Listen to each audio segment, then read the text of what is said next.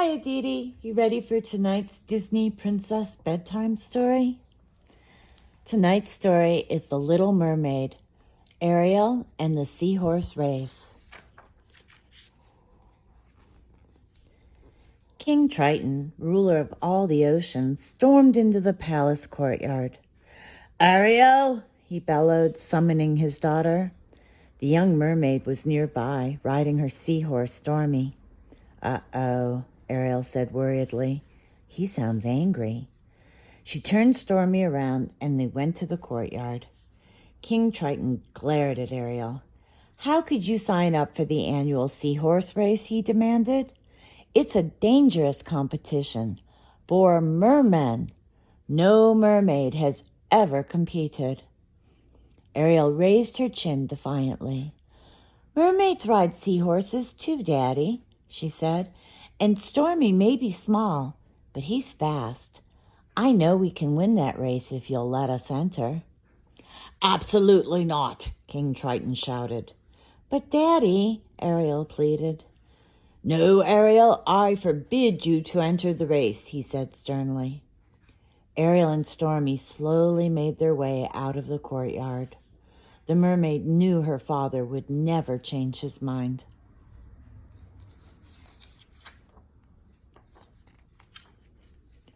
Ariel moped around the race course all week long.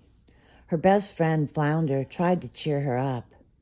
The race trophy isn't really that great, said Flounder.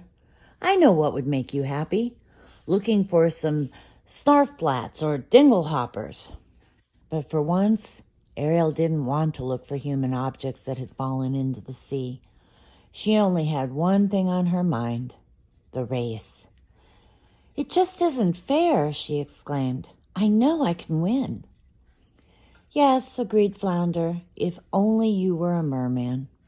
Then your father would let you enter the race. That's it, cried Ariel.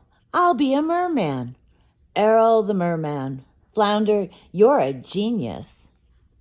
Ariel zipped around the palace, looking for a racing uniform and helmet. As she turned a corner, she swam straight into her father's advisor, Sebastian the crab. Teenagers, Sebastian muttered, always in a hurry. Sorry, Ariel said. I guess I just had racing on my mind. You and your father both, the crab said as he adjusted his shell. He keeps going to the closet to look at his old racing uniform. You know, he was your age when he entered his first competition. Ariel was surprised. King Triton had never told her that he used to race.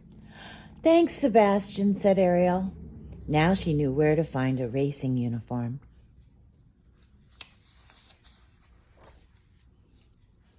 On the morning of the competition, Ariel went to the starting line with Stormy.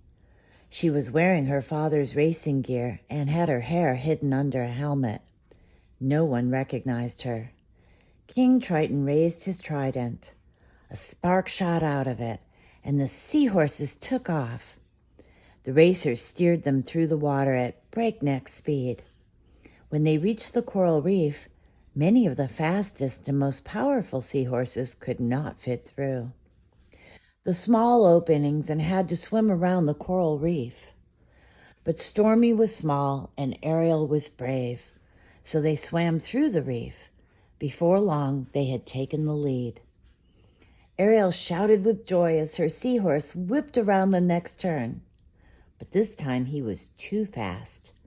Ariel's helmet hit the coral and popped off.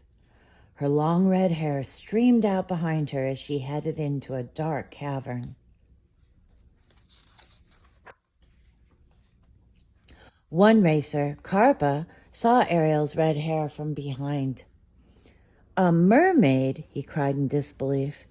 He raced as quickly as he could, trying to overtake her. It was pitch black in the cavern, but Ariel and Stormy knew the way. They had been there many times before to search for treasure. Suddenly, Ariel and Stormy heard someone. It was Carpa. He was closing in on them. Stormy swam out of the cavern at record speed. He headed for the last part of the race course.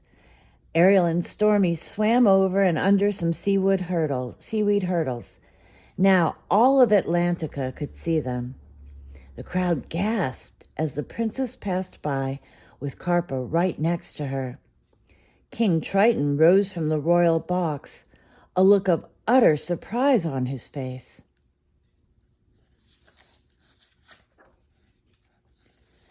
"Come on, Stormy," Ariel urged. With one last burst of speed, the seahorse raced across the finish line. He and Ariel had won. "Hooray!" the crowd roared. Even Carpa clapped. The mermaid had beat him fair and square. Ariel smiled and waved. Then she saw her father. "I'm sorry, Daddy," she began. "No, Ariel, I'm sorry," he interrupted. "I had forgotten how much fun racing is.